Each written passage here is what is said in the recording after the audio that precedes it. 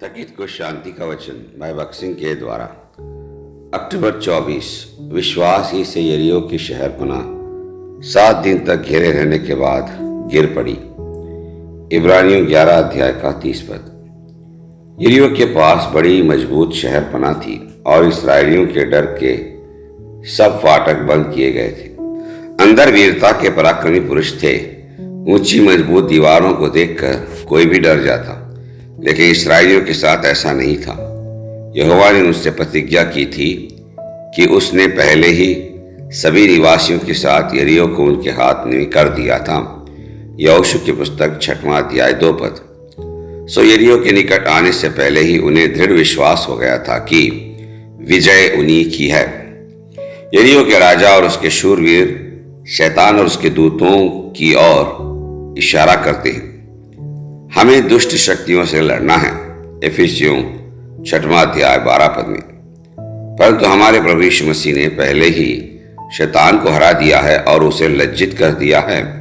कुलुस्सियों को लिखी पत्री 2 अध्याय 15 पद में उन्होंने हमारी ओर से वह जीत हासिल की है। अतः विश्वास के द्वारा हम भी दुष्ट के प्रत्येक आक्रमण पर प्रभु के विजय का दावा कर सकते हैं।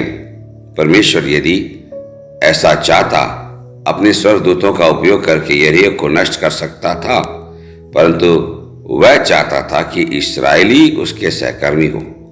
उसके सहकर्मी बनने के लिए हमें दृढ़ विश्वास रखने की आवश्यकता है। इसी कारण से इस्राएलियों को परमेश्वर के प्रतिज्ञा पर विश्वास करना पड़ा और उन्हें बिना किसी संदेह या प्रश्न के उसकी आज्ञाओं का पालन करना पड़ा। यदि यहोवा चाहता तो इस्राएली यरीहो नगर का एक बार चक्कर लगाते ही शहरपनाह गिर सकती थी, लेकिन हम देखते हैं कि उन्हें 13 बार चक्कर लगाना पड़ा। हर बार जब वे घूमते तो उनका विश्वास और भी मजबूत हो गया। उन्हें निर्देश दिया गया था कि वे किसी भी ऐसे व्यक्ति पर ध्यान न दें जो उन्हें दीवार के ऊपर से देख रहा हो।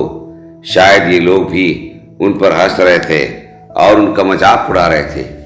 दूसरी ओर इस्राएली नरसिंगे फूंकने के द्वारा यहोवा की ओर से विजय पाकर आनंदित हुए। उनकी दृष्टि नगर और उसके निवासियों से हट गई और केवल यहोवा पर लगी रही। केवल प्रभु के वचनों पर मजबूत सक्रिय विश्वास रखकर उनकी आज्ञाओं को तुरंत मानने के द्वारा ही वे वाचा के देश में प्रवेश कर सकते थे और उस पर अधिकार कर सकते थे। उन्हें 7 दिन तक यरीहो नगर का चक्कर लगाना पड़ा।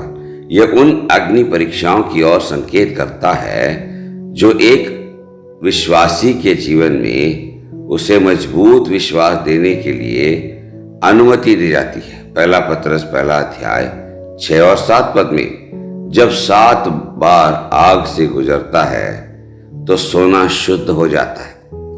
हमें हमारी स्वर्गीय विरासत का पूरा हिस्सा प्राप्त करने के लिए सक्षम करने के लिए परमेश्वर हमें कई दर्दनाक परिस्थितियों में से ले जाएगा।